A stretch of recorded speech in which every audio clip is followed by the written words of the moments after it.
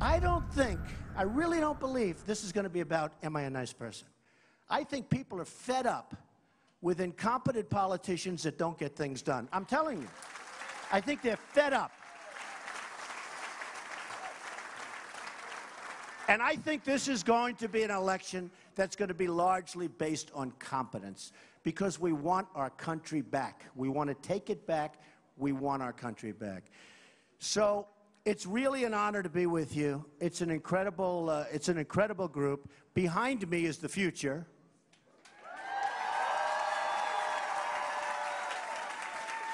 Except for a couple of people in the audience that I know. Forget them. But this is the future. And I thought I'd take a couple of questions. They were asking, would I be able to take a couple of questions? So it'd be my honor. Go ahead, sir. Yes.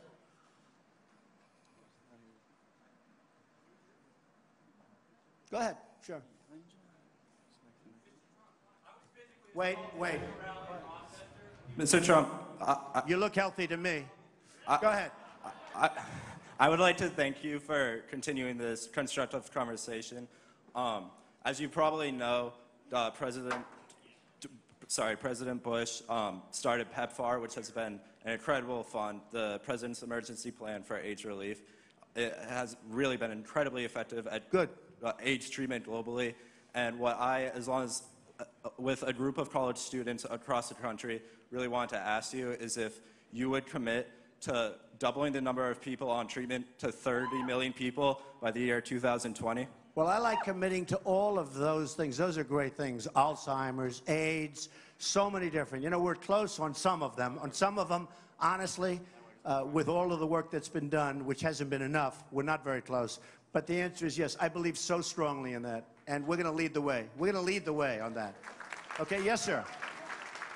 Michael Arado Gavrish, Derry, New Hampshire. Good. And I am impressed that you are here in person, I have to admit. That's good. Thank you. I'm going to throw a question at you, and I think it's going to be a hard one for you to answer. Go ahead. So here's the challenge. Compromise has become a dirty word. If the other side said, we will do this, this, and that, and all they asked for you was for a tax increase, a specific tax increase, or getting rid of a tax deduction, what could you offer at the table, again, as a gesture of compromise? Okay, well, let me just tell you, the word compromise is not a bad word to me. As a negotiator and having written The Art of the Deal and having made deals all my life, and I'm coming out with a book in 3 weeks. It's a rough title. Does anyone know the title of the book? It's a rough title. Crippled America. You know, I'll tell you, it's a very sad title because Simon & Schuster called me. They said, we'd love to do a book. And I said, I started writing, and I worked with a group, and they're great people. And I realized how much negativity is going on. And I said that, and then they sent this great photographer on, and they took these beautiful pictures of me smiling. I'm smiling, so happy, you know, I'm smiling. I look nice. My wife said, you look really good there, great. But I didn't use that picture. I used the worst picture in the whole group, and it's mean, it's angry, because I'm angry about what's happened to the country. And I put it right on the cover of the book. It's the worst picture, which shows I don't have as much ego as it's a horrible picture. But I like the word compromise. We need compromise. There's nothing wrong with compromise, but it's always good to compromise and win, meaning let's compromise and win. Now, as far as taxes are concerned, you know, I put out a plan where I'm reducing taxes very substantially. In fact, we're bringing corporate down to 15%. We're bringing tremendous tax reductions to virtually everybody. We're getting rid of a lot of the deductions, like carried interest, which is meant for the hedge fund guys. I mean, these are hedge fund deductions. We're getting rid of them. The hedge fund guys don't want to talk to me anymore. They wanted to give me millions. I'm self-funding my campaign. I'm not taking money from hedge funds or anybody else. They want to give me millions of dollars. I don't want it. Because if I take it, I got to be like Jeb Bush, I got to be like Rubio, I got to be like all these guys, and I got to do what they tell me to do. Because believe me, they're puppets. Believe me, they are puppets. So I'm self-funding my campaign, but we have asked for a very major tax reduction and a major, major simplification. So I think you'll be very happy. And the word compromise is absolutely fine. But if you're going to compromise, ask for about 3 times more than you want. You understand? So that when you compromise, you get what you want. Okay. Yes, go ahead. Go ahead. She doesn't have a mic. Who's got a mic back there? Okay, good. Oh, look who we have. Good. Good. I'm Allie Null. I'm Miss America's Outstanding Teen, and I Good. travel across the country and teach kids about saving money, which is hard. Our government isn't even fiscally responsible. So I'm asking every single candidate, and I've been waiting to ask you. In particular. Yeah, of course. So specifically, what are you going to do about the $18 trillion deficit? All right. Well, what we're going to do, I mean, we do, and by the way, it's not 18 trillion, it's now $19 trillion.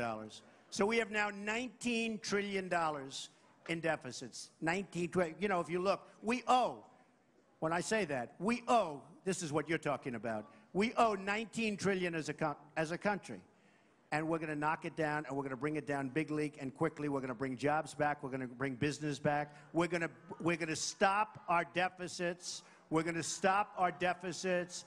We're going to do it very quickly. Oh, how? Are you ready? Number one, we have tremendous cutting to do. You have a Department of Education that is totally out of control, massive costs. And, you know, some of the Republican candidates like Common Core. I'm totally against Common Core. I want local education. When I'm in New Hampshire and Iowa and South Carolina, I want, so important. So we're going to have that. We're going to save on Department of Environmental Protection because they're not doing it. They're not doing their job, and they're making it impossible for our country to compete. And many, many other things. Hundreds of billions of dollars is going to be saved just in terms of running government. In addition to that, I'm going to bring millions of jobs back into this country. Okay, darling? Thank you. Okay, question. Mr. Trump, Yes, ma'am. My name is Michaela Connery, and in the spirit of problem solving, I'm wondering if you're at all concerned that some of the divisive language you use on the campaign trail undermines your ability to solve problems. I have to once say what I elected. do. You know what? I mean, I understand. Here's the thing. I went to Ivy League schools. I know what's divisive. I know what's not divisive, in all fairness. And what you do, I don't want to necessarily be politically correct all the way down the line.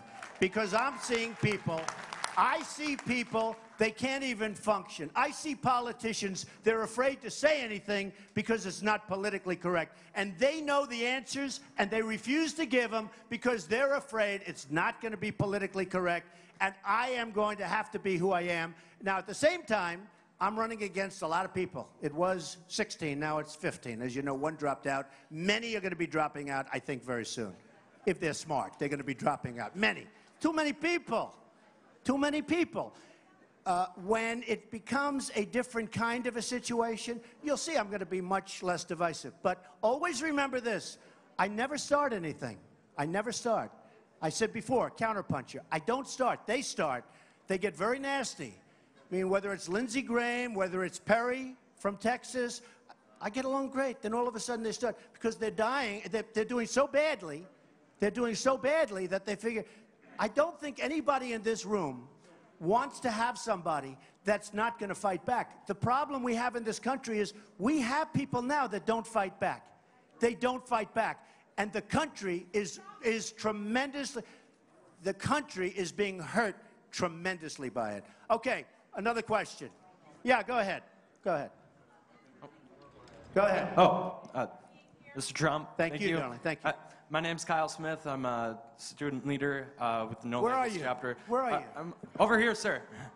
Okay. Hi. Go ahead. We'll do you right after. All right. So I just want to say thank you, first of all. And I was wondering what your plan is in working across the aisle to increase civic engagement among millennials, getting college students involved. So important. And namely, also student loans. Yeah, so important, and that's going to be worked on. The one thing I get maybe more than any other question is student loans. I'm getting it from the students. They go out, they get an education from great colleges, many great colleges. They become the best student in their class. Everything's great. And then they can't get a job. The best way to solve it is to create jobs. But they can't get jobs. The students are going out, they're in hock. They're borrowing money all over the place. They borrow the student loan money, which is, by the way, one of the only agencies in government that makes a lot of money, that's the one place maybe we shouldn't be making so much money. but it's the question I get more than any other question. We are going to be cutting that down. We're going to give people incentive to go out and get an education, but most at a much lower price. Don't forget, these schools, because they get so much money from the government through the student, they're raising their fees to a point that's ridiculous. They don't need to get that kind of money. They don't need to get that kind of money. Because of the fact that the government is giving out so much money, you take a look at what's happened to the cost of education, and believe me, it hasn't gone up that much. So we're going to do a number. We're going to get those numbers down. And also, we're going to have jobs. So when you graduate, you're going to end up getting a nice job where you're very happy. Okay? Thank you. Great question. Go ahead. Go ahead. I'm curious what your perspective is on the Freedom Caucus, or AKA, I guess, the Tea Party, which, of course, has been at the heart of. But I love the Tea Party. Okay. I do. I love the Tea Party. This is good. You know what? The Tea Party, I'll tell you about the Tea Party. These are people, in all fairness, because you can't really, these are people that love this country. They do love this country, and they want the country to be great. I mean, it's very important. Go ahead. Yeah. The issue is, for example, I see not to offend anyone, but quite frankly, I see the Planned Parenthood as it's a deck chair on the Titanic. So that's where I'm coming from. But that's their point of view. To shut down the entire government over it. Yeah, well, it's kind of the small-worlded mindset. Well, they don't want Planned Parenthood funded, and I think a lot of people understand that, including me. They don't want it funded. I mean, I understand that. Right, so I mean, you do have that. Yeah. A lot of people feel that.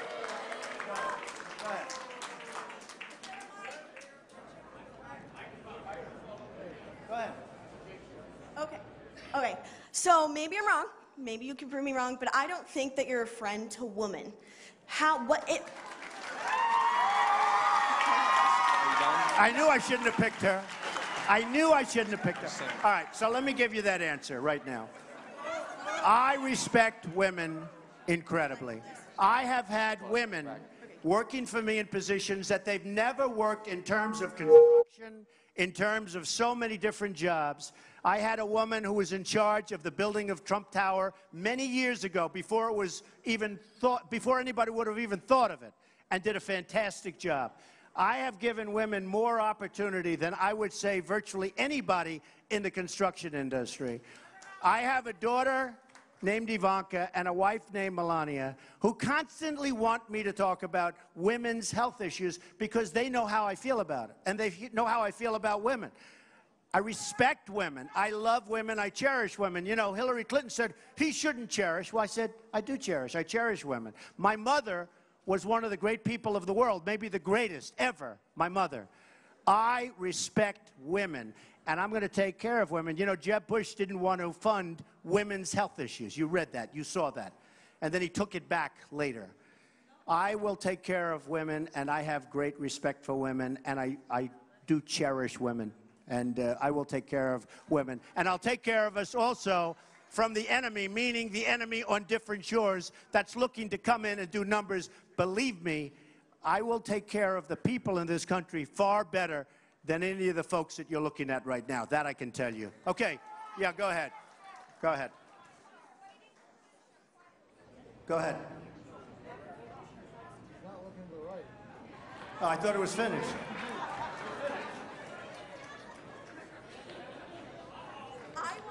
Is it on? Okay. I want to get paid the same as a man, and I think you understand that.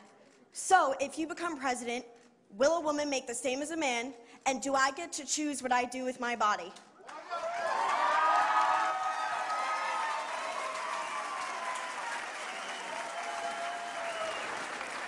You're going to make the same if you do as good a job.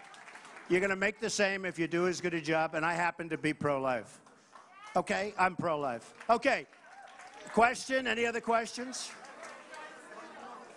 Yes, go ahead. Go ahead. You have the mic back there? Yeah. Go ahead. Do you have a mic? Go ahead.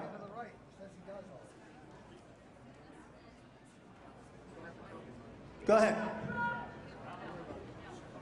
Shout it out. Come on. Let's go. Shoot. He's joking. Come on. Harvard. You go to Harvard? Hi, Mr. Trump. How Thank are you you? so much for. Oh, sorry. Thank you so much for coming to speak to us today. I just have a really quick question about something you said earlier this summer about. Basically, you said that South Korea takes advantage of the United States in terms of the defense spending on the Korean Sure. Peninsula. Right. You said True. they didn't pay anything. However, I just want to get the facts straight and say. Are that you that's- from South Korea? I'm not. I was born in Texas, raised in Colorado. But I just want to say. I just want to say that, no matter where I'm from, I just like to get my facts straight, and I want to tell you that that's not true. South Korea paid $861 million. Which is to pay for peanuts that. compared to what it's costing us. Yeah, but the United States also has Excuse me, geopolitical. excuse me. It's peanuts compared to what it's costing. It's peanuts. And by the way, they are a very wealthy country. Part of the problem when we talk about, like your question, about deficits and about losing and why can't we do, we're defending Germany, we're defending Japan, we're defending South Korea, we're defending so many countries. We get peanuts, we get nothing, we get, you're right, we get a small payment. It's a fraction, a tiny fraction. And I say all the time about South Korea, I ordered 4,000 television sets recently for a big project. They all come from South Korea. My only bidder was South Korea, except for Sony, which is in Japan, and they lost their way, okay? My only bidder, whether it's LG or whether it's Samsung, these are wealthy countries. We have 28,000 soldiers on the border of South Korea. So we defend Germany, which is sending cars and everything over there, it's an economic behemoth. We're defending Japan. So here's the deals that we make. We defend Japan, and we have to defend them with our lives. If anybody attacks Japan, we have an agreement. We have to go and attack and fight and die and spend. But if anybody attacks us, Japan doesn't have to do a thing. That's the way we run things. It's not going to happen with me, folks. It's not going to happen with me. And if we're defending people that are far richer than us, they're going to have to pay for it. We want to help them. But why are we defending Germany? Why are we defending South Korea? Why are we defending Japan, and they don't do anything for us? We're going to have great relationships. But why do we pay the cost of defending the world? And when you look at your military budget, yeah, it's far higher than anybody else's. But you know why it's higher? Because we're defending all these countries, not helping us. So we are going to change things around, and we're going to make America great again. Believe me. Thank you all very much. Thank you. Thank you.